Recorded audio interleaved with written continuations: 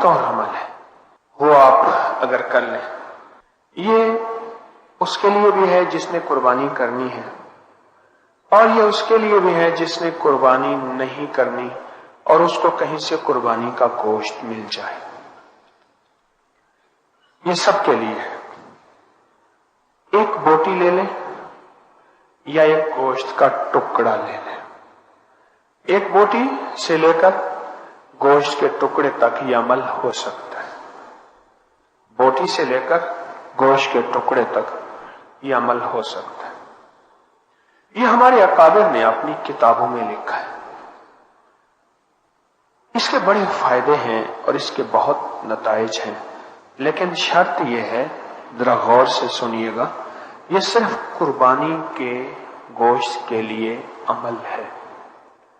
یہ قربانی کے گوشت کے لیے عمل ہے، اور کسی عمل کے لیے نہیں، اور کسی گوشت کے لیے نہیں ہے۔ اور یہ قربانی کا گوشت 3 دن ہوتا ہے۔ ٹھیک ہے، میں پھر اس کی وضاحت کروں گا، اس کی وضاحت پھر عرض کروں گا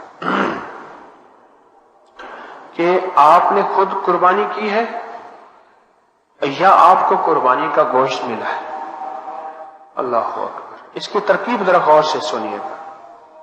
اب کرنا کیا ہے، اس گوشت کو سامنے رکھ کے صرف 313 دفعہ پڑھنا ہے، یا شہید ہو، بس۔ بڑا زبردست عمل ہے۔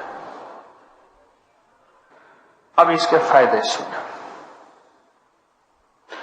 اس کو کھانا نہیں ہے، خود نہیں کھانا، اس کے چھوٹے چھوٹے ٹکڑے کر کے جانوروں کو ڈال دیں۔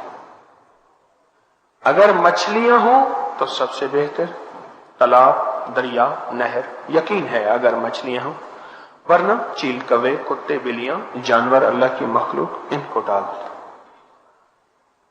ان کو ڈال دیں۔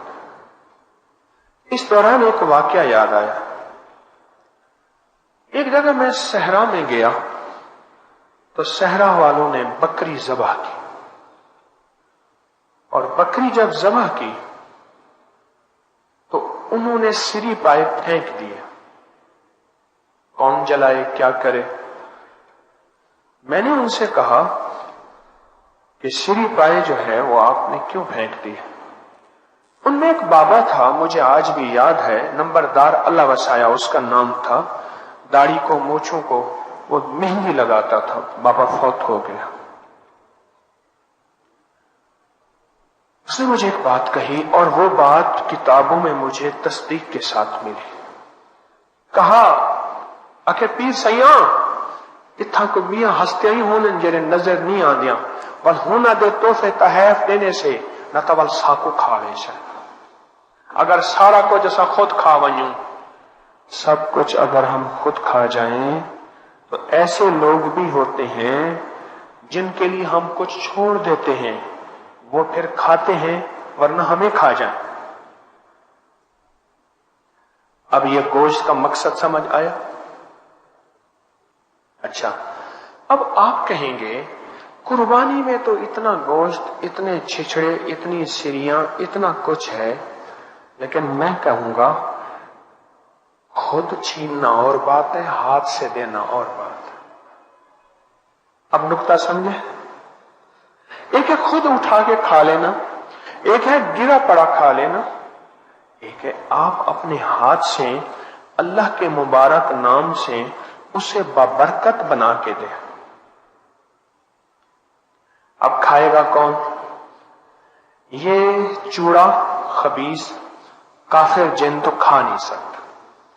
نیک درویش اللہ کا ولی جن کھائے گا، اور وہ آپ کا محافظ بن جائے گا، آپ کا گارڈ بن جائے گا، اور آپ کا ساتھی بن جائے گا۔ کئی واقعہ جو ہمارے بڑوں نے اس کے مشاہدات، تجربات، واقعات میں فوائد لکھے ہیں، اب وہ فوائد ذرا سنتے جائیے گا۔ جو فائدے ہمارے اکابر نے، بزرگوں نے اس کے لکھے ہیں، کس کے؟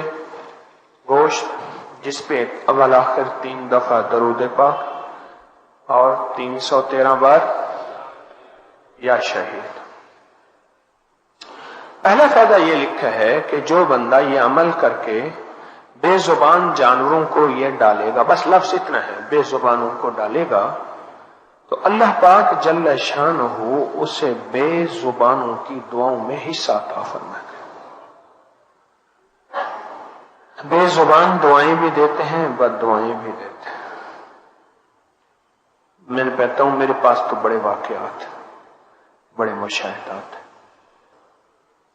دوسرا فائدہ یہ ہے کہ جو بندہ اس کو پڑھ کے بے زبانوں کو ہدیہ صدقہ کرے گا، اللہ پاک جل شانہ کو اس کو ناکہانی ایسی آفات سے بچائیں گے جس سے اس کا کوئی عضو معطل ہو جائے۔